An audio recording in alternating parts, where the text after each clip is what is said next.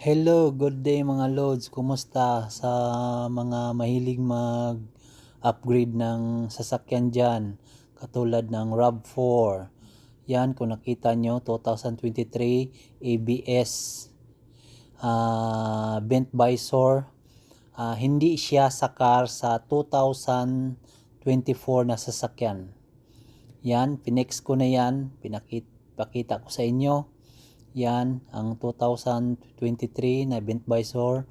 Short siya sa 2024 na model na sasakyan. Original yan ha. Yan, tingnan nyo. Short siya. Ang pangit tingnan. So, bali expose yung chrome. So, kung may plano kayong bibili ng bent visor, so maganda to sa inyo para may idea kayo. So, ang bibilhin nyo, 2024 talaga. At saka yan din yung problema,